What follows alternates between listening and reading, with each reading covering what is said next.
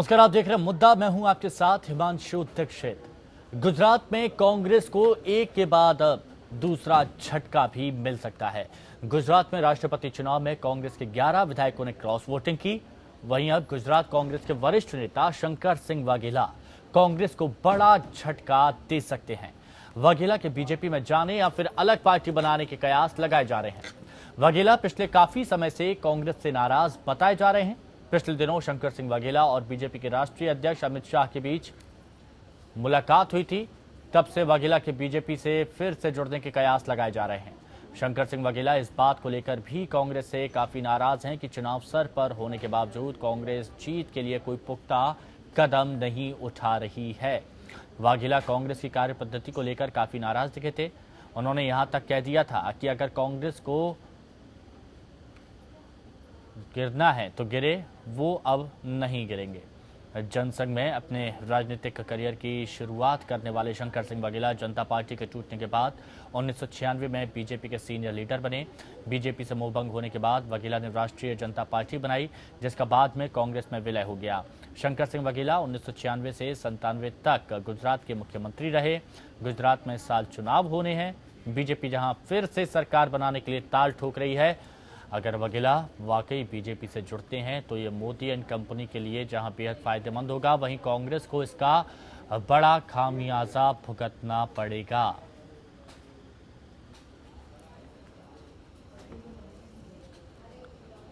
तो गुजरात में बीजेपी के दिग्गज नेता और अब कांग्रेसी शंकर सिंह वाघेला आज अपने 77वें जन्मदिन पर अहम घोषणा कर सकते हैं। माना जा रहा है कि वो कांग्रेस को छोड़ने का ऐलान कर सकते हैं। इसी साल नवंबर में होने वाले विधानसभा चुनाव से पहले अगर वो ऐसी घोषणा करते हैं तो कांग्रेस की राज्य यूनिट में विभाजन हो सकता है।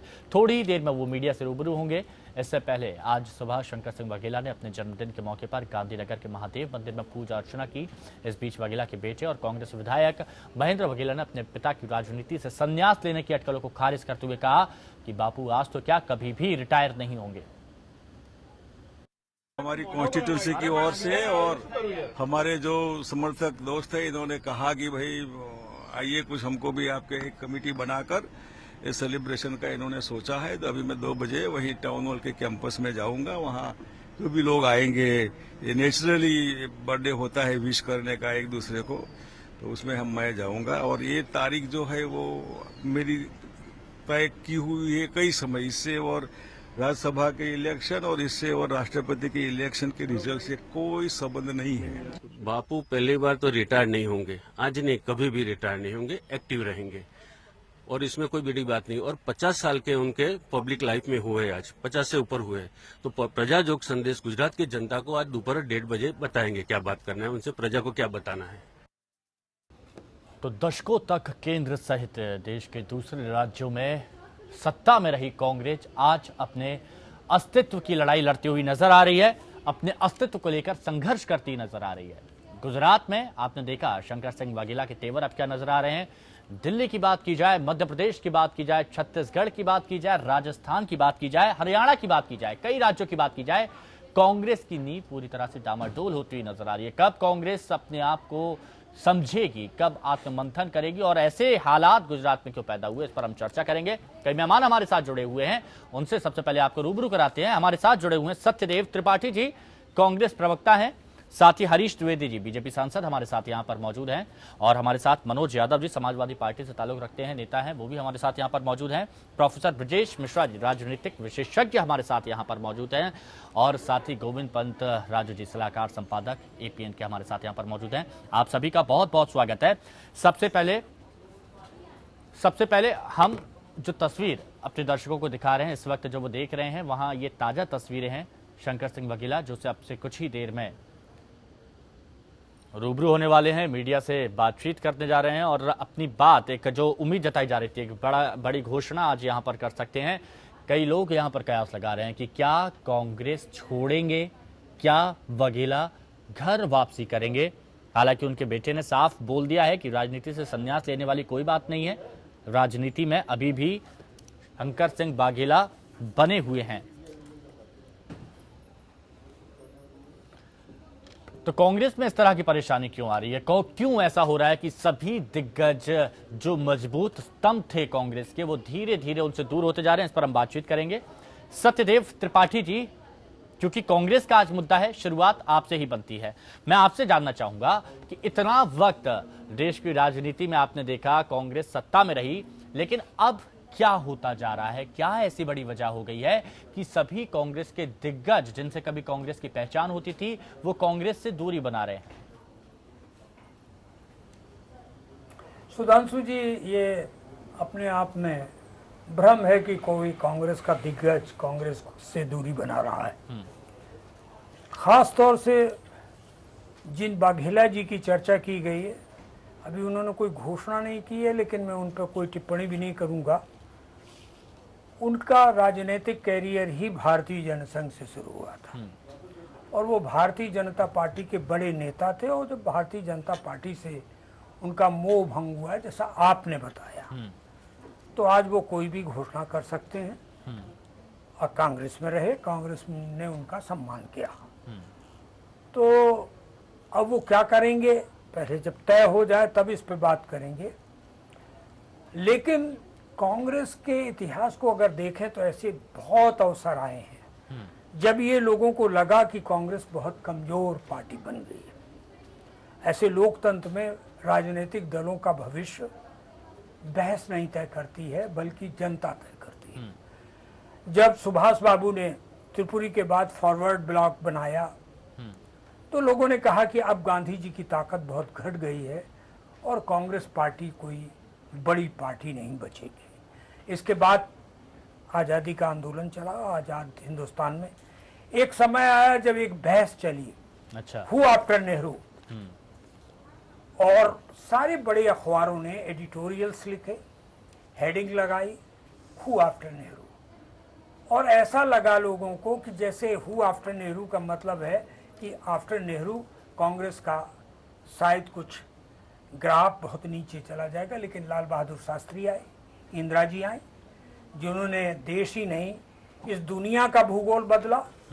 और एक समय ऐसा आया कि इंदिरा गांधी के सामने आज की सत्ताधारी दल भारतीय जनता पार्टी। सत्यदेव त्रिपाठी जी, आप इतिहास की बात कर रहे हैं, लेकिन वर्तमान में कांग्रेस का भूगोल ही गड़बड़ा गया है। इतिहास के बिना बताए कैसे सुधांशु जी? वर्तमान पे ही आ रहे हैं सुधांशु जी।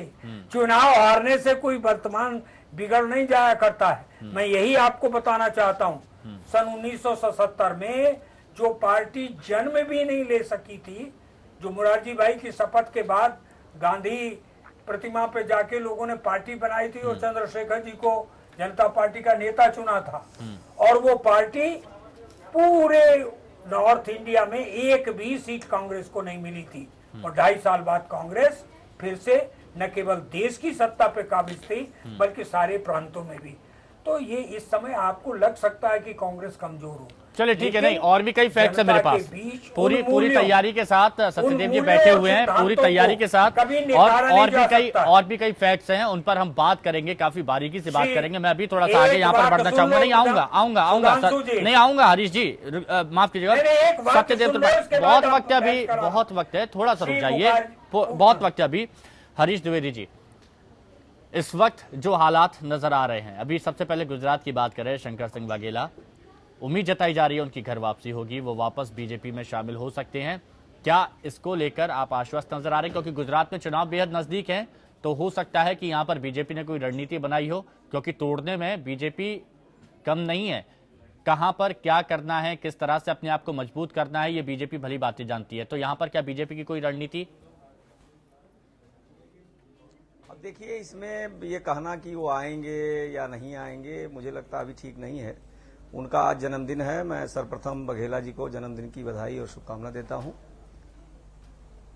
गुजरात हो, महाराष्ट्र हो, गोवा हो, आसाम हो, जितने कांग्रेस जहां जहां अभी थोड़े बहुत है भी, वहां अभी राष्ट्रपति के चुनाव में आपको दिखाई पड़ा है कि राष्ट्रपति के चुनाव में कांग्रेस के तमाम विधायकों ने क्रॉस वोटिंग की। और क्रॉस वोटिंग इसलिए नहीं की है कि उनको किसी प्रकार का कोई लालच था। उनको कहीं न कहीं अपने भविष्य को, अपना भविष्य देखते हुए उनको लग रहा है कि कांग्रेस में रहने पर हमारा भविष्य अंधकारमय है। हाँ। इस नाते आने वाले समय में वो अपना रास्ता तलाश रहे हैं। तो मुझे लगता है कि वाघेला जी बहुत बड़े नेता हैं और कांग्रेस में बहुत दिनों से हैं, पहले भारतीय जनता पार्टी में थे। भारतीय जनता पार्टी से वो कांग्रेस में गए, आज कांग्रेस में उनको लग रहा होगा कि शायद उनका भविष्य कांग्रेस में सुरक्षित नहीं है। आने वाले समय में कांग्रेस का कोई जिस प्रकार का पूरे देश में आदरणीय नरेंद्र मोदी जी के नेतृत्व में भाजपा की सरकार चल रही है, गांव गरीब किसान मजदूर के उत्थान के लिए हमारी सरकार काम कर रही है, देश के विकास के लिए काम कर रही है, तो तमाम सारे लोग ऐसे पूरे देश में हैं, सबको लगता है कि मोदी जी के नेतृत्व में ही देश आगे बढ़ सकता है, मोदी जी के नेतृत्व में हम सबको चलना चाहिए। तो आने वाले समय में क्या होता है ये तो अभी निर्णय आज होगा, कल होगा। बघेला जी असंतुष्ट हैं कांग्रेस से, ऐसा सुनाई पड़ रहा पेपरों के माध्यम से, चैनलों के माध्यम से, लेकिन आज कोई टिप्पणी किया जाए कि भारतीय जनता पार्टी की कोई प्लानिंग है या भारतीय जनता पार्टी की कोई बातचीत है, मुझे लगता है ये ठीक नहीं। ठीक है मनोज यादव जी, बात यहां पर कांग्रेस की चल रही है कि कांग्रेस का अस्तित्व जिस तरह से सिमटता हुआ नजर आ रहा है, कांग्रेस अपने अस्तित्व को बचाने के लिए जिस तरह से लड़ रही है, जद्दोजहद कर रही है, लेकिन फिर भी कुछ असर नहीं लग रहा है। राहुल गांधी जोश में भी हैं, होश में भी हैं, लेकिन उसके बावजूद वो वोट बैंक अपने पास नहीं ला पा रहे हैं। विपक्षी एकता की यहाँ बात की जा रही है, तो कांग्रेस की कमजोरी का क्या विपक्षी एकता पर असर पड़ेगा? क्या विपक्ष के लिए बोझ की तरह साबित होगी कांग्रेस? क्या कहेंगे आप? हिमांशु जी, अभी हमारे बीजेपी के सांसद जी ने एक बात बताई कि क्रॉस वोटिंग हुई है तो बीजेपी को मजबूती मिल गई। ठीक है, क्रॉस वोटिंग हुई है, ये इतिहास में पहली बार नहीं हुआ है, इससे पहले भी क्रॉस वोटिंग हुई है। पूर्व के राष्ट्रपति के चुनाव में दो पार्टियों ने चुनाव कर दिया था, वोट भी कर दिया था, जो कि इनके गठबंधन का पार्ट थे, और आज वो भी इनके गठबंधन का पार्ट है। इसलिए क्रॉस वोटिंग का कोई मतलब नहीं। रही बात कांग्रेस की, यदि गुजरात का चुनाव आने वाला है और बाघेला जी वापस जाने वाले हैं या कांग्रेस में रहने वाले हैं, ये सारी बातें अभी जल्दबाजी होगी कहना। हाँ, लेकिन मैं बाघेला जी की एक बात से सहमत हूं कि शायद अभी तक कोई वो चीजें नहीं हो पाई गुजरात में जो चुनाव के लिए तैयारी होनी चाहिए। इसके लिए मैं चाहूंगा कि कांग्रेस को और जो भी दल है गुजरात में, उनको जल्दी से जल्दी वो कदम उठाना चाहिए, क्योंकि बीजेपी बड़ी सातिर है, ये कमजोर होके भी अपने आप को मजबूत दिखाती है। 2014 का मैंडेट मिला इनको, जबरदस्त मैंडेट मिला, लेकिन उसके बावजूद इन्होंने बिहार में भी गठबंधन किया, उत्तर प्रदेश में भी गठबंधन किया, जहां 73 सांसद थे, उसके बावजूद इन्होंने छोटे छोटे कई दलों से गठबंधन किया। ये सातिर लोग हैं, इनको राजनीति किसी भी तरीके से सत्ता चाहिए, ये कह सकते हैं। तो कांग्रेस मनोज जी, ये बात तो आप कर रहे हैं, लेकिन मैंने आपसे जो सवाल पूछा आपने उसका जवाब नहीं दिया। मैंने आपसे ये पूछा कि जैसे कि आप भी मान रहे हैं कि कांग्रेस की वो तैयारी चुनावों को लेकर नजर नहीं आ रही है, कांग्रेस का साथ आपने उत्तर प्रदेश में भी दिया, असर आपने देखा। मेरा सीधा सवाल आपसे ये था, बेझिझक बोल सकते हैं आप यहाँ पर, क्या कांग्रेस बोझ बन के आ रही है विपक्षी एकता को लेकर, मतलब बोझ बन रही है विपक्षी एकता पर? देखिए हिमांशु जी, जब से देश आजाद हुआ है और आज तक काफी लंबे समय तक कांग्रेस का शासन रहा। इसके बीच में भी कई बार ऐसे एक्सपेरिमेंट हुए हैं, पूरे भारत की जनता ने लोगों को चुना है, मौका दिया है, लेकिन वो सरकारें फेल हुई हैं। सेंट्रल गवर्नमेंट का ये उदाहरण रहा है, और शायद सबसे लंबा शासनकाल इसीलिए कांग्रेस को दिया गया। लेकिन आज ऐसी स्थिति नहीं है कि सिर्फ कांग्रेस अपने बूते पे पूरे हिंदुस्तान में सरकार बना पाए, लेकिन जिस महागठबंधन की बात हो रही है, वो महागठबंधन कमजोर नहीं है, वो 70% वोट पाने वाला गठबंधन है। सारी छटपटाहट बीजेपी की इसी बात की है, उनको 31% वोट मिला था और लगभग 69% विपक्ष को वोट मिला था। वो अगर विपक्ष एकजुट हो रहा है तो मैं बिल्कुल दावे से कह सकता हूं बीजेपी की दिन रात की नींदें उड़ेंगी, और उसका परिणाम गुजरात और मध्य प्रदेश में आपको देखने को। लेकिन मनोज यादव जी, इस महागठबंधन को लीड कौन करेगा, ये भी सवाल यहां पर उठते हैं। राहुल गांधी बार बार फेल हो रहे हैं, तो ऐसा चेहरा कौन होगा, ये भी अपने आप में एक बड़ा सवाल है। देखिए हिमांशु जी, ये बिल्कुल सही क्वेश्चन आपने उठाया। 10 साल तक बीजेपी और एनडीए का गठबंधन सिर्फ लीडरशिप ढूंढता रह गया कि कौन लीडर बनेगा, कौन लीडर बनेगा, और इसी वजह से ये लोग कभी सत्ता में नहीं आए। ये इसका इंतजार करिए, बहुत सारे नेता हैं हिंदुस्तान में, कर रहे हैं, वो चाहे क्या बातें आप कर रहे हैं, किसी दूसरी पार्टियों में हो।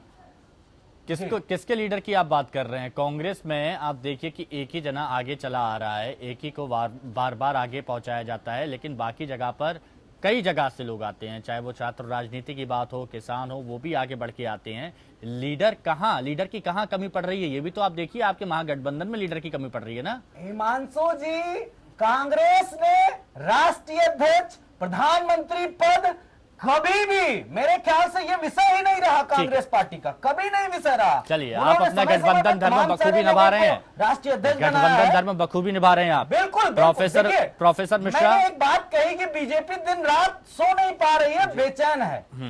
प्रोफेसर मिश्रा, विपक्ष सिर्फ कहने को बचा है, ये सवालिया निशान कांग्रेस के ही कार्यकर्ता कई बार खड़े करते हुए नजर आते हैं। कांग्रेस की स्थिति अप्रभावी हो गई है। कांग्रेस के कार्यकर्ता, बूथ लेवल के कार्यकर्ता चाहते हैं कि सख्त मजबूती की आवश्यकता इस वक्त है, और शायद यही बात वघेला जी कहते हुए नजर आ रहे हैं कि कोई तैयारी नहीं की जा रही है। कांग्रेस को अगर गड्ढे में गिरना है तो गिरे, मैं नहीं गिरना चाहता, और यही वजह है कि चुनावों से पहले कांग्रेस को छोड़ देते हैं उन्हीं के लोग। आपको क्या लगता है?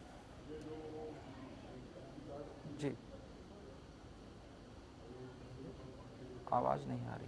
प्रोफेसर मिश्रा, मेरा सवाल आपसे यह था कि आपको क्या लगता है कि कांग्रेस वो तैयारी नहीं कर पा रही है, वो मजबूती नहीं दे पा रही है जो वहां के कार्यकर्ता मांग रहे हैं, नेता मांग रहे हैं, इसीलिए दूरी बना रहे हैं कांग्रेस से? देखिए, कांग्रेस के विरुद्ध एक वातावरण जरूर है। उनके गठबंधन मित्रों का पूरा वोट परसेंटेज जो भी हो, कांग्रेस का खुद का वोट परसेंटेज क्या है, ये एक विचारणीय विषय है। हाँ। दूसरी महत्वपूर्ण बात यह है कि कांग्रेस लीडरशिप क्राइसिस से गुजर रही है, जिसको कांग्रेस कभी स्वीकार नहीं करती। ये जो एक लैकुना है, इससे पब्लिक के अंदर बहुत गलत संदेश जाता है। कांग्रेस अगर नहीं भी टूट रही है तो एक राजनीतिक दल के रूप में उसका अस्तित्व जरूर रहेगा। राजनीतिक जीवन में उतार चढ़ाव आते हैं किसी राजनीतिक दल के जीवन में। प्रोफेसर मिश्रा, मैं आपको जी अभी उसको जी कहिए, बोलिए जी, आप बताएं। चलिए ठीक है जी, तो वो कितना सीटों में कन्वर्ट हो पाएगी और उसका क्या परिणाम निकलेगा, ये कहा नहीं जा सकता। ठीक है। गोविंद जी, क्या वजह है कि क्यों चुनावों से पहले कांग्रेस की कश्ती को छोड़ देते हैं कांग्रेस के मुसाफिर? जो कांग्रेस के लोग होते हैं वो कांग्रेस से दूरी बना लेते हैं, और यहां पर भी ऐसा ही नजर आ रहा है। सत्यदेव त्रिपाठी जी बोलते हैं कि जब जब कांग्रेस खाई में गिरी है उतनी ऊंचाई के साथ वापस आई है, लेकिन वर्तमान हालात कांग्रेस क्यों नहीं देख रही है कि यहां कैसे हालात हैं? चलिए गोविंद जी, इस बारे में मैं आपसे जवाब लूंगा, लेकिन इस वक्त शंकर सिंह वघेला अपनी बात यहां पर रख रहे हैं, तो सीधे वहां लिए चलते हैं।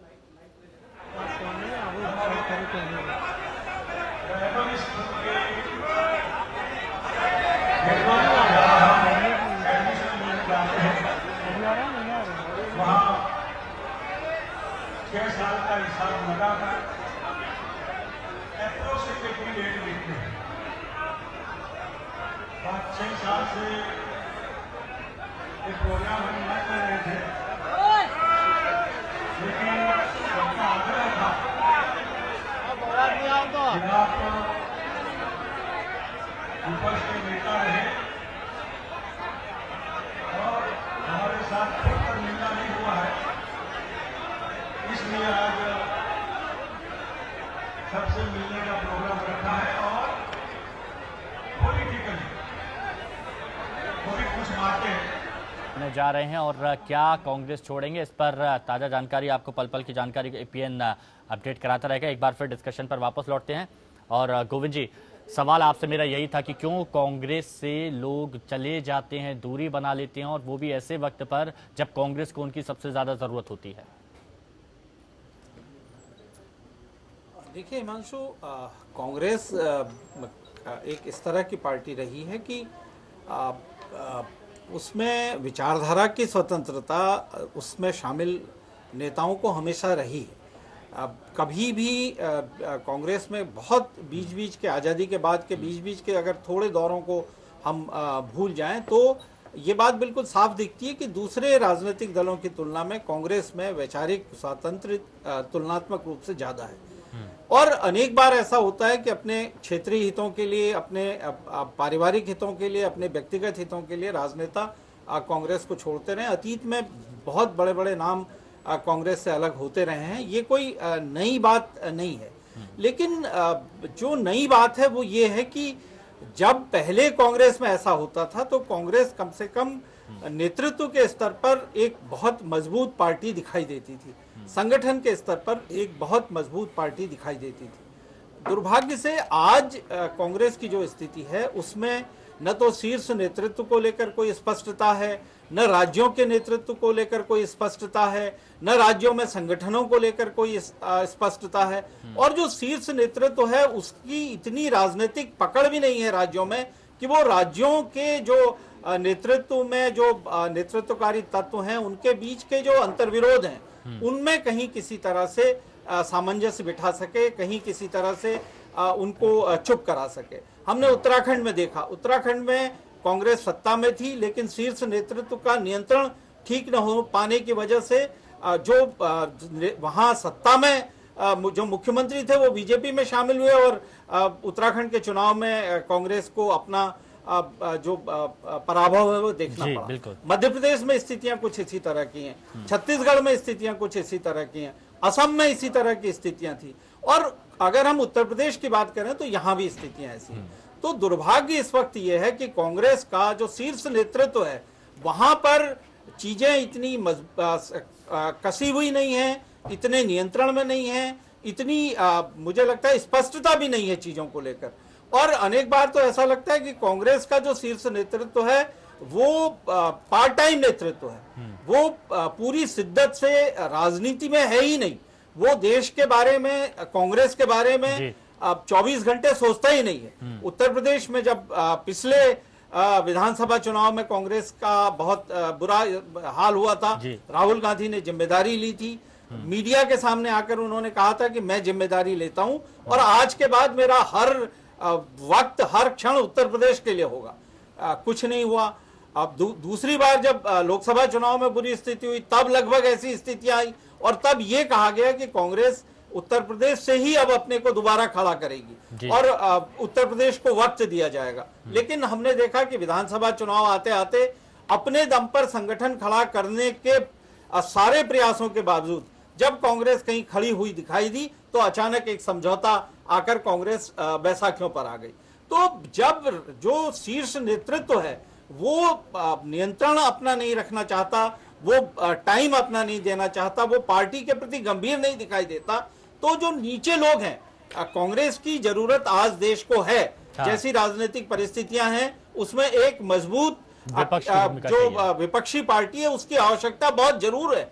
और कांग्रेस क्योंकि वास्तविक अर्थों में राष्ट्रीय पार्टी है, उत्तर से लेकर दक्षिण और पूर्व से लेकर पश्चिम तक कांग्रेस एक राजनीतिक पार्टी के तौर पर जानी जाती है। लेकिन अब ये काफी सिमटती जा रही है, ये सबसे बड़ी बात है। वो अपनी ऐतिहासिक जिम्मेदारी को आज समझने से उसमें कोताही कर रहा है। बिल्कुल, और ये एक बड़ी लापरवाही यहाँ पर कही जा सकती है कांग्रेस के लिए। हरीश द्विवेदी जी, इस वक्त के वर्तमान हालात देख के क्या आपको लगता है कि आपके सामने विपक्ष नहीं बचा है, विपक्ष आपका बहुत कमजोर हो गया है और शायद यही एक बड़ी वजह है कि आपका रास्ता नहीं रुक रहा है, आप जीत रहे हैं सिर्फ इसी वजह से कि विपक्ष यहाँ मजबूत नहीं है?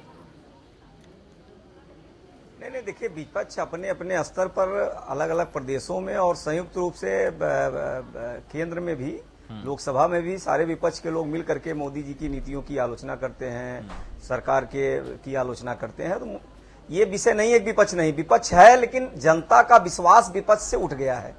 आज कांग्रेस हो, समाजवादी पार्टी हो, राजद हो, अलग अलग जो भी दल हैं, उनको आम जनता को लगता है कि ये केवल हमको मूर्ख बना करके हमारा वोट लेकर के अपना विकास कर रहे हैं। चाहे लालू यादव जी का ले लीजिए, अभी बहुत बड़े जांच में, बड़े घोटाले में फंसे हुए हैं। उत्तर प्रदेश की समाजवादी पार्टी की सरकार रही है, उसमें तमाम ऐसे जांच, अभी हमारे माननीय मुख्यमंत्री जी ने सीबीआई जांच किया है। तो आज उत्तर प्रदेश की और पूरे देश की जनता को ये लग रहा है कि ये सपा, बसपा, कांग्रेस, या जितने राजनीतिक दल हैं, इन लोगों ने मुझे पिछले 50, 60, 55, 70 वर्षों में ठगने का काम किया है। तो इस नाते आज मोदी जी के नेतृत्व में पूरे हिंदुस्तान में भारतीय जनता पार्टी की सरकार गांव, गरीब, किसान, मजदूर के उत्थान के लिए काम कर रही है। तमाम अच्छी अच्छी योजना बनाई है। अभी आपने देखा एक गरीब के बेटे को, एक दलित परिवार में जन्म लिए हुए व्यक्ति को हमारे माननीय प्रधानमंत्री जी ने और भारतीय जनता पार्टी फिर यहाँ पर वही कि दलित को यहाँ पर हमने राष्ट्रपति बनाया। ये चीज, इन सारी चीजों से द्विवेदी जी थोड़ा सा दूर यहाँ पर होना चाहिए। नहीं, मैं गरीब की बात कर रहा हूँ, केवल दलित की बात नहीं कर रहा हूँ। ठीक है, गरीब परिवार में जन्मे हैं जिनको हर चीज का एहसास है। ठीक है, हम आप सत्यदेव त्रिपाठी जी, एक मजबूत विपक्ष की भूमिका पर लगातार सवालिया निशान खड़े होते रहे हैं। मेरा आपसे सवाल यहाँ पर यह है कि जिस तरह से राहुल गांधी को हर चुनावों में आगे किया जाता है और ज़्यादातर चुनावों में हार का सामना यहाँ पर करना पड़ा है, और ये भी देखा गया है कि आपके हर राज्य में गुटबाजी इतनी ज़्यादा है कि वो आपको आगे बढ़ने नहीं देते, एक दूसरे की ही आपके नेता टांग खींच लेते हैं और इसका खामियाजा आपको हार के रूप में भुगतना पड़ता है। तो आखिर ऐसा क्यों होता है? और यही एक वजह है कि आपके कार्यकर्ताओं का मनोबल टूट रहा है, आपके नेता जो हैं वो चले जाते हैं।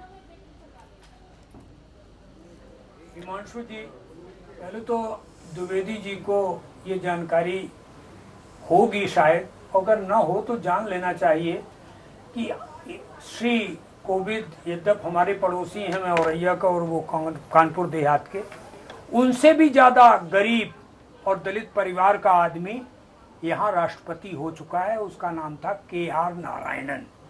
तो ठीक है, केवल हम जानते ये हैं। नारेबाजी अब आप मुद्दे पे आइए। ठीक है, ठीक है सत्यदेव अब जी, अब आता आप हूं मुद्दे मैं पे आइए। आपके प्रश्न पर।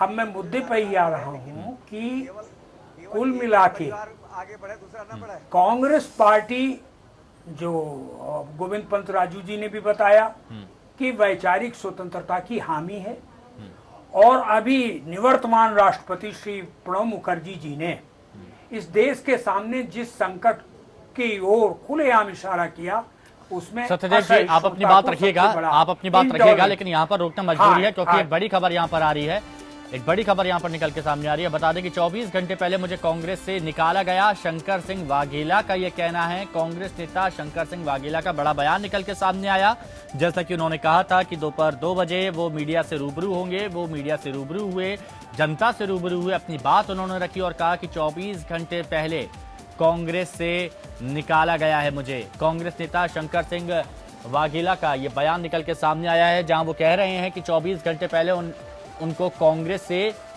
निकाल दिया गया है। शंकर सिंह वाघेला कांग्रेस के एक बड़े नेता माने जाते रहे हैं, और साथ ही आपको बता दें कि गुजरात के मुख्यमंत्री भी रह चुके हैं। लेकिन इस वक्त कांग्रेस की मुश्किलें बढ़ रही हैं या घट रही हैं, यह अपने आप में एक चिंता का विषय है, क्योंकि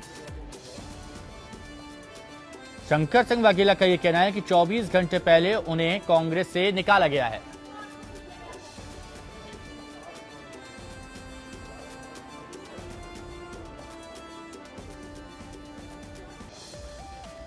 तो शंकर सिंह वाघेला यहां पर ये कह रहे हैं कि 24 घंटे पहले उन्हें कांग्रेस से निकाल दिया गया है।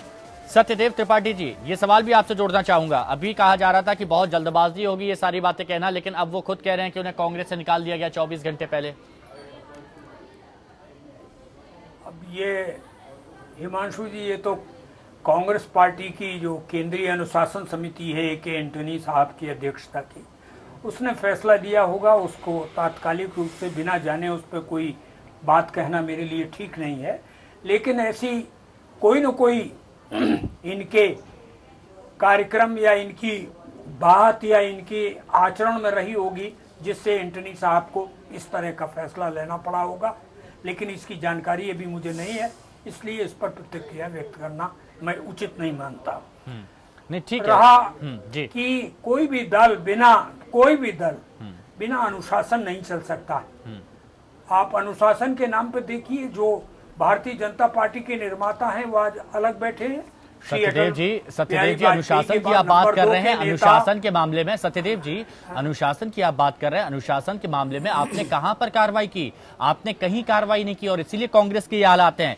दिल्ली में अरविंदर सिंह लवली चले गए हैं बाहर। मध्य प्रदेश में आप देखिए सबसे ज्यादा गुटबाजी आपकी है। कांतिलाल भूरिया का अलग गुट है, वहां पर अजय सिंह का अलग गुट है। कमलनाथ, ज्योतिरादित्य सिंधिया वहां पर अलग है।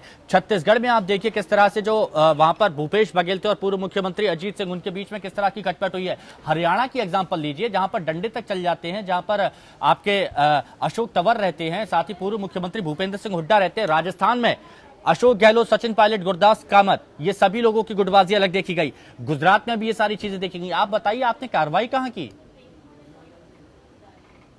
नहीं, कार्रवाई जहां उचित समझते हैं एंटनी साहब करते हैं। AK एंटनी इस देश के कम से कम उनकी ईमानदारी और उनकी निष्ठा और उनके विचार के प्रति प्रतिबद्धता, और साथ ही वो केरल के जिस तरह के मुख्यमंत्री रहे हैं उनकी कार्रवाई पे किसी तरह का संदेह करने की कोई गुंजाइश कहीं बचती नहीं। आपके ही लोग और आपकी किसी भी पार्टी को राजनीतिक दबाते दल हैं, ने मानेंगे आज आप? तक AK एंटनी ने आप ही के लोग आप ही की पार्टी को डुबोते हैं, मानेंगे? किसी भी दल के किसी भी नेता ने कभी कोई टिप्पणी नहीं की है।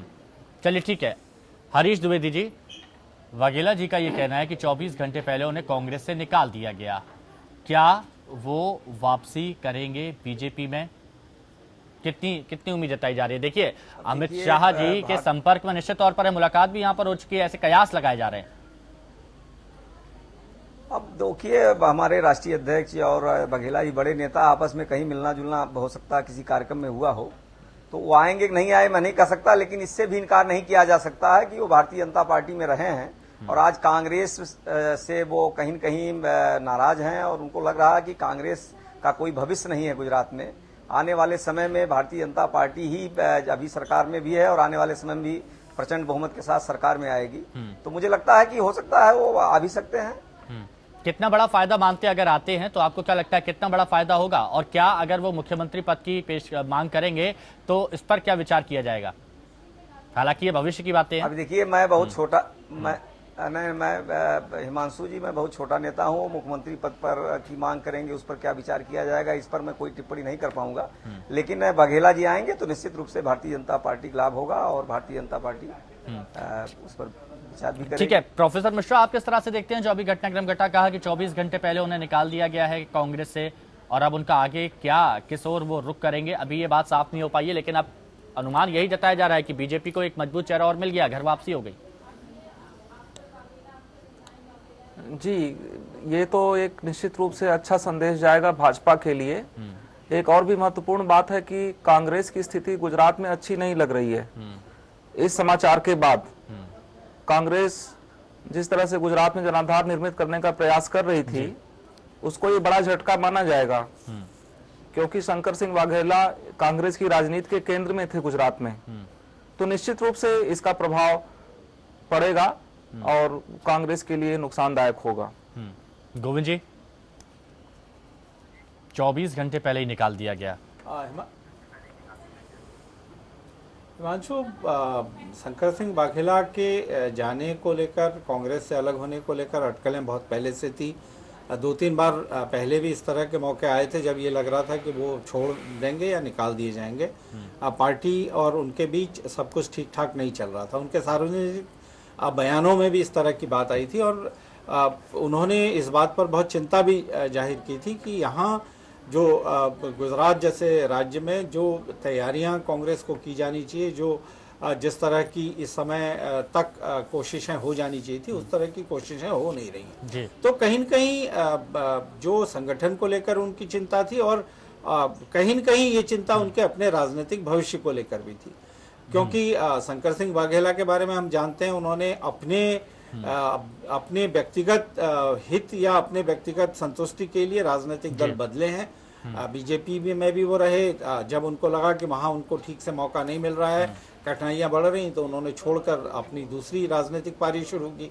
और कांग्रेस में भी वो इसी उससे आए थे कि अगर कांग्रेस राज्य में नई सरकार दे सकने की स्थिति में है, नया राजनीतिक विकल्प दे सकने की स्थिति में होगी, तो वो मुख्यमंत्री पद के दावेदार भी होंगे।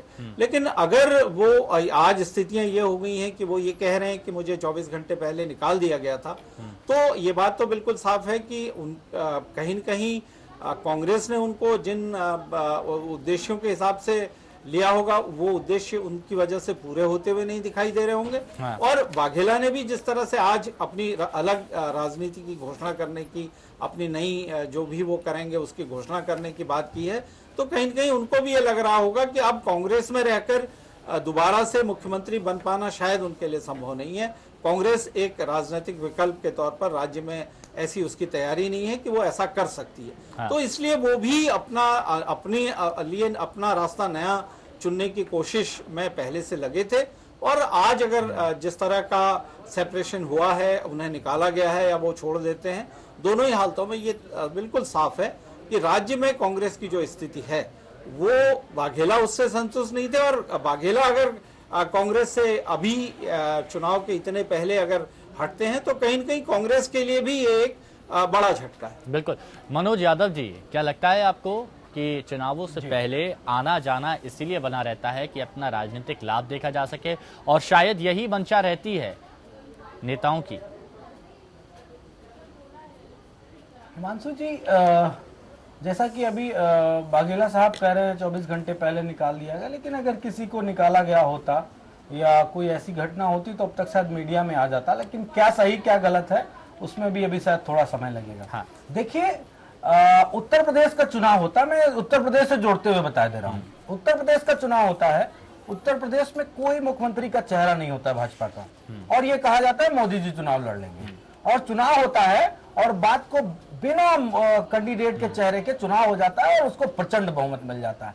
अगर एक प्रदेश की ये स्थिति है तो क्या दूसरे प्रदेश में ऐसी स्थितियां नहीं बन सकती हैं? वाघेला जी आएंगे, चले जाएंगे, बीजेपी घर वापसी हो जाएगी, कांग्रेस में बने रहेंगे, ये शायद अभी कहना मुश्किल है, लेकिन मैं इस बात को दावे से कह रहा हूं कि शायद गुजरात की जनता ने मन बना लिया है, इस वजह से बीजेपी जगह जगह की लकड़ियां इकट्ठा करके अपनी रोटी सेकने की पूरी कोशिश करेगी।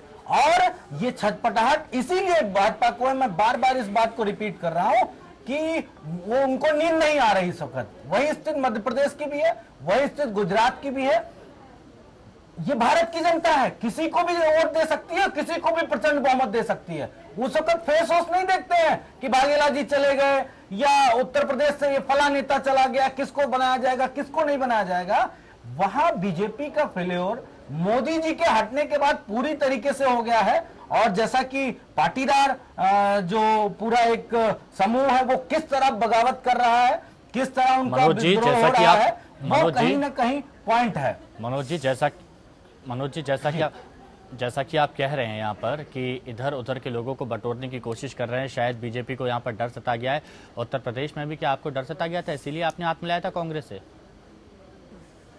देखिए, मैंने तो हमारी पार्टी ने एक इकलौते कांग्रेस से हाथ मिलाया था, इन्होंने तो दर्जन बड़ो आधा दर्जन लोगों से गठबंधन किए थे उत्तर प्रदेश में, छोटे छोटे दलों से जिनके एक विधायक आज तक नहीं थे। साहब, ये तो दूसरी बात हो गई कि हम कमजोर थे। ठीक है, हमारा 5 साल का एंटी इनकन्वेंसी था, ठीक है, हम मान लेते हैं इस बात को।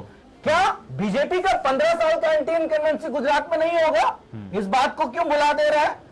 ये मैं आपको फिर एक बात, जो मेरी रिपोर्ट्स जो हम तक है, हमारी पार्टी तक है, इस वक्त गुजरात की स्थिति बिल्कुल जुदा है। वो स्थिति नहीं है जो कभी मोदी जी के समय में हुआ करती थी। कई आंदोलन बड़े हुए हैं और बदलाव का समय है। लेकिन मनोज जी, कांग्रेस हो या तमाम विपक्षी दल हो, ये मौके को बुलाना जानते कहाँ हैं? सत्यदेव जी, कहाँ मौके को बुलाना जानते हैं आप मौके को बुलाना कहाँ जानते हैं? मध्य प्रदेश में व्यापम घोटाले की इतनी बड़ी बात की जाती है और व्यापम को लेकर ही आप चुनावी मैदान में उतरे थे, लेकिन वहां क्या हुआ? जितना पहले अंतर था उससे ज्यादा अंतर बढ़ गया। ऐसे ही छत्तीसगढ़ में आप लोग मुद्दा नहीं बुना पाए और वहां पर भी आप देखिए कि लगातार बीजेपी की सरकार आती जा रही है। विपक्ष नाम की चीज पूरी तरह से खत्म हो गई है। मैं आपसे सीधा सवाल जो पूछना चाह रहा हूं, क्या राहुल गांधी इस बात की जिम्मेदारी लेंगे जब वो पार्टी को एकजुट नहीं कर पा रहे हैं, जब वो पार्टी को जीत नहीं दिला पा रहे हैं, तो क्या किसी और चेहरे की गुंजाइश, नेतृत्व परिवर्तन की बात आपको लगता है ऐसा होना चाहिए?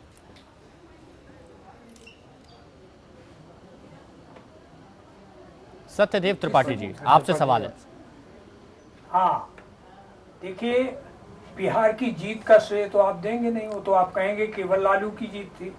सब बैसाखियों के सहारे चलकर नेतृत्व के बैसाखियों के सहारे तो भी केंद्र की सरकार टिकी हुई है। फिर एक चीज बताइए, फिर केरल, तमिलनाडु, उत्तर प्रदेश, उत्तराखंड, दिल्ली, महाराष्ट्र, मध्य प्रदेश, छत्तीसगढ़, राजस्थान, असम, अरुणाचल, ये राज्य क्या हैं? वहां पर किसको श्रेय दिया जाए? नहीं, इसमें जो नेतृत्व है वो लोग लड़ रहे हैं और बाकायदे वापस आएंगे, निश्चित तौर पर वापस आएंगे। आप देखिए गोवा में क्या हुआ, आपकी थाली से आपकी जीत आपके हाथ से सरक गई, आपने कुछ नहीं कर पाया। क्या हुआ वहां पर? जीत तो हमारी हुई, जनता ने तो हमें जिताया। जीत आपकी हुई, जनता ने आपको जिताया, और आपने जनता के मैंडेट का ख्याल ही नहीं रखा, आपने जनता के मैंडेट का सम्मान ही नहीं किया। फिर जनता क्यों बार बार आप पर भरोसा करेगी? राहुल जी पर नहीं, क्यों ये भरोसा आपकी बात करेगी जब वो अपनी जगह है पार्टी कि को जनता एकजुट के नहीं कर पा रहे? मैंडेट का सम्मान हमने किया, लेकिन जिस तरह की सियासत और शातिरी चल रही है, आप 3-4 विधायकों को तोड़ के सरकार बना ले, तो ये कोई जनता का मैंडेट नहीं हुआ, ये तिकड़म का मैंडेट हुआ, जो भाजपा ने न केवल गोवा में किया बल्कि मिजोरम में भी किया और हर जगह पूर्वांचल के जो पूर्वोत्तर भारत के राज्यों में कर रहे हैं। नहीं सत्यदेव जी, एक चीज देखिए, अच्छा सेनापति असम वही में होता भी है जो वही अपनी किया, जो अपनी हमारे सेना के आगे डिप्टी खड़ा चीफ मिनिस्टर हो। को अच्छा सेनापति तोड़कर- वही होता है जो अपनी नहीं, सेना के आगे खड़ा हो। लेकिन इतने राज्यों में हार मिलने के बाद राहुल गांधी नहीं कहते हैं कि ये चलिए हार की जिम्मेदारी लेते हैं, बल्कि कांग्रेसी कार्यकर्ता, कांग्रेसी नेता आते हैं जब नेतृत्व परिवर्तन की बात की जाती है, वो कहते हैं कि नहीं, राहुल गांधी जी ही हमारे नेता हैं, राहुल गांधी जी ही हमारे नेता हैं, और कांग्रेसी ही राहुल गांधी की ढाल बन जाते हैं, वो कभी आगे नहीं आते। तो ये चीज सोचना चाहिए ना। देखिए आपके पास कितने कितने बड़े बड़े चेहरे आपके सामने आए, ज्योतिरादित्य सिंधिया आए, सचिन पायलट आपके पास आए, आपके पास मिलिंद देवड़ा आए, प्रिया दत्त जैसे आए, कभी आप लोगों ने इस बारे में नहीं सोचा? नहीं, निश्चित तौर पर मध्य प्रदेश में ज्योतिरादित्य सिंधिया को आगे करके ही चुनाव लड़ा जा रहा है, और इस बार पता लग जाएगा भारतीय जनता पार्टी को कि चाहे वो नरेंद्र मोदी का चेहरा करे, चाहे शिवराज सिंह का, मध्य प्रदेश में आने वाले सत्यदेव जी, पिछला चुनाव में भी ज्योतिरादित्य सिंधिया ही आगे थे मध्य प्रदेश में, वही आगे थे, उन्हीं बहुत के अंडर समय में लेट चुनाव हो लड़ा गया गया था। ज्योतिरादित्य को आए चुनाव के मात्र 40 दिन पहले ज्योतिरादित्य सिंधिया को वहां भेजा गया था। तो इस बार भी वही चीज होगी ना, इस बार ठीक है। गोविंद जी, प्रदेश सौंप दिया गया। गोविंद जी, जो तमाम बातें यहाँ पर कही हैं, मैं आपका विश्लेषण जानना चाहूंगा इस पर कि राहुल गांधी जी क्या एकजुट नहीं कर पा रहे हैं, और अगर एकजुटता नहीं ला पा रहे हैं, कांग्रेस को टूटने से नहीं बचा पा रहे हैं, तो फिर जिम्मेदारी क्यों नहीं लेते हैं? देखिए, खाली राहुल गांधी को इसमें सिंगल आउट नहीं किया जा सकता। मुझे लगता है कि जो पूरा जिसको भी कांग्रेस की राष्ट्रीय कार्यकारिणी कहें, उन सारे लोगों की ये सामूहिक जिम्मेदारी है। और अगर वो सारे लोग राहुल गांधी की किसी नीति को उसकी असफलता पर अगर आलोचना नहीं करने की स्थिति में है, तो फिर ये बहुत शर्मनाक स्थिति है। और शायद यही वजह है कि कांग्रेस आज इस तरह के जमीनी धरातल पर ऐसी स्थिति में पहुंची। कांग्रेस में मैंने पहले भी कहा कि अभिव्यक्ति की आजादी थी और असहमति की गुंजाइश कांग्रेस में हमेशा रही है उनके शीर्ष संगठन के स्तर पर। लेकिन अगर आज उसके आसपास, शीर्ष संगठन के आसपास सिर्फ चाटुकारिता की गुंजाइश बची हो, सिर्फ यसमैन किस्म के लोग आसपास दिखाई दें, तो निश्चित तौर पर यह दिखता है कि जमीन की नब्ज पकड़ने में आपसे लगातार चूक हो रही है। और वो चूक पिछली बार जैसे सिर्फ 40 दिन पहले आपने ज्योतिरादित्य को वहां से जिम्मेदारी दी, उत्तर प्रदेश में लगभग ऐसी स्थिति थी। उत्तर प्रदेश में राहुल गांधी ने इतनी बड़ी देवरिया से दिल्ली किसान यात्रा शुरू की, किसानों का मुद्दा गरमाने की, कर्ज माफी के सवाल पर बहुत जबरदस्त तैयारी के साथ अपना आंदोलन उत्तर प्रदेश में शुरू किया। लेकिन संगठन के स्तर पर क्या है, आप पार्टी के आपने जो अध्यक्ष का तैनाती थी वो कितने वक्त पहले करी, और जिनको आपने पार्टी का अध्यक्ष बनाया वो कितना राजनीतिक तौर पर उत्तर प्रदेश की जो जमीनी सच्चाई थी उनसे उन हकीकतों से वो परिचित थे, उनको समझने की उनके अंदर कितनी काबिलियत थी। आज की तारीख में उत्तर प्रदेश में जो कांग्रेस के अध्यक्ष हैं वो पिछले 60-65 दिन में शायद मीरा कुमार की यात्रा के साथ एक बार लखनऊ आए हैं। तो आपके पास अगर फुल टाइम अध्यक्ष भी नहीं होगा तो आप पार्टी उत्तर प्रदेश जैसे राज्य में जहां से 80 सांसद आते हैं, आप 2019 में वापसी की देश की जनता आपकी तरफ देख रही है कि आप शायद 2019 में विकल्प के तौर पर सामने आएंगे। लेकिन अगर आप अपने जिस राज्य से सबसे ज्यादा उम्मीद है उस राज्य में एक संगठन नहीं बना सकेंगे, अब जो इस समय संगठन मजबूत नहीं हो रहा है, तभी तो ये टूट हो रही है, इस टूट को नहीं बचा पा रहे हैं। वो संगठन जो पिछले अध्यक्ष थे उन्होंने जो संगठन बनाया था वो जिलों के स्तर पर वो वैसा ही चल रहा है। आपने उसमें कोई बदलाव नहीं किया, क्योंकि बदलाव करने की स्थिति नहीं है, बदलाव करने के अधिकार नहीं है, बदलाव करने की मंशा नहीं है, और बदलाव करने के बारे में जो नए अध्यक्ष हैं उनको उनकी एबीसी नहीं पता है। तो आप जब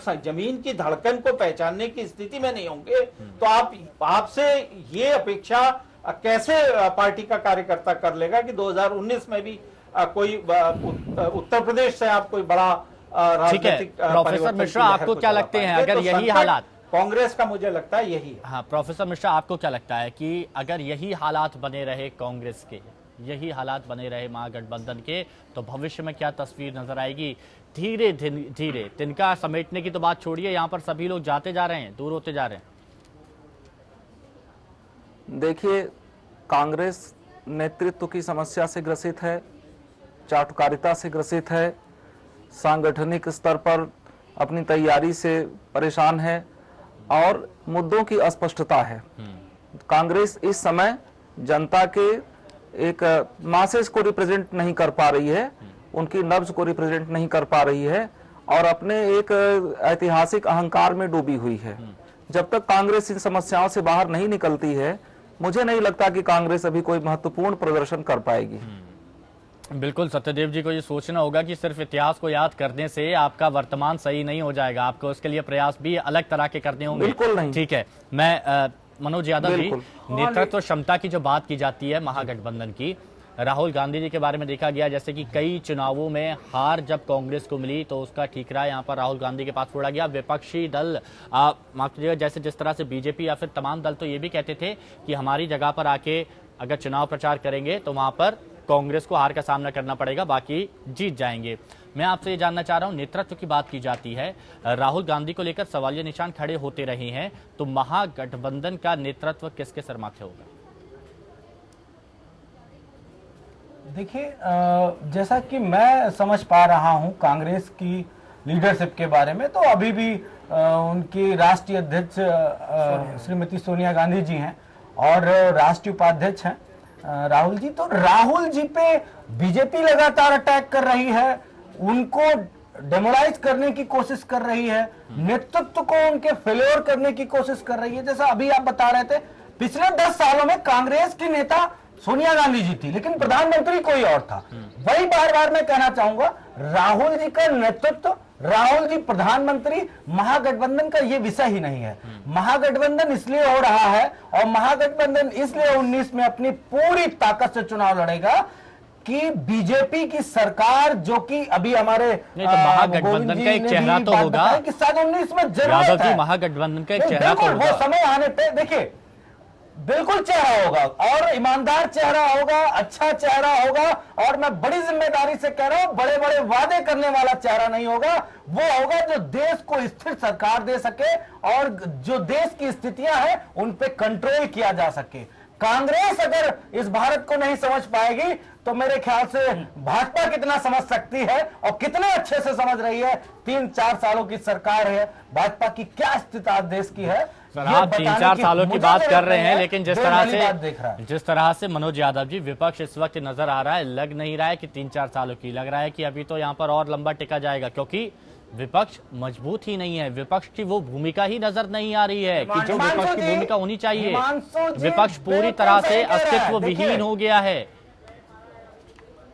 देखिए, आप कार्ड्स का गेम जरूर खेलते होंगे और उस कार्ड्स के गेम में तमाम सारे गेमों में ऐसे ऐसे गेम हैं जो हम अपने तुरुप के पत्ते का इस्तेमाल आखिरी चाल में करते हैं। अभी इंतजार करिए, अभी जल्दबाजी होगी। गुजरात और मध्य प्रदेश के चुनाव के बाद आपको तमाम सारी चीजें सामने देखने को मिलेंगी और भाजपा की बेचैनी यही है। ये तुरुप के पत्ते राहुल गांधी पे भी अटैक होंगे। मनोज यादव जी, जब तुरुप के पत्ते होते हैं, जो पत्ते फेंकते हैं, तो हर पाले के पास, हर खिलाड़ी के पास तुरुप होती है। सिर्फ आपके पास ही तुरुप नहीं है, सामने वाले के पास भी तुरुप होगी और उन्होंने कई बार इस्तेमाल भी की है।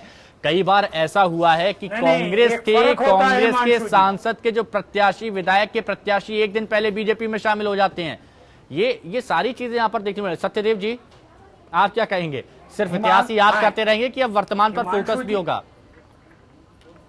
नहीं हिमांशु जी, यही 3 वर्षों में जो असहिष्णुता बढ़ी है, कोई सर्टिफिकेट दे न दे, इस देश के निवर्तमान राष्ट्रपति श्री प्रणब मुखर्जी ने कह दिया है कि आज सबसे बड़ा संकट इस देश के सामने आ रहा है इंटॉलरेंस का, असहिष्णुता का। सत्यदेव जी, कहीं ये सारी गोरक्षा बातों नाम के पर, क्या फायदे? कहीं किसी नाम सत्यदेव पर। जी, तो ये सारी बातों चीजों के बाद त्रिपाठी जी, जनता फैसला करती है, सत्यदेव तो जी, जनता सुनिए, बनाती है। सुनिए, ये कोई सारी नहीं बातों मानता के था कि अडवाणी के अलावा सत्यदेव जी कोई मेरी बात सुनिए, मोदी आ इन जाएंगे। सारी बातों के तो कोई क्या ना कोई फायदे नेतृत्व जब ये तो होता मुद्दे ही है। आप जनता के बीच में भुना नहीं पाए, जब ये मुद्दे आप जनता के बीच ले जा नहीं पाए, तो इन सारी बातों के क्या फायदे हैं? आप ये बताइए कि जब असहिष्णुता की बात आई तब आपने उत्तर प्रदेश, उत्तराखंड में कितनी बातें निकाल ली? फैसला करेगी, कब करेगी जनता इस पर फैसला करेगी हिमांशु जी।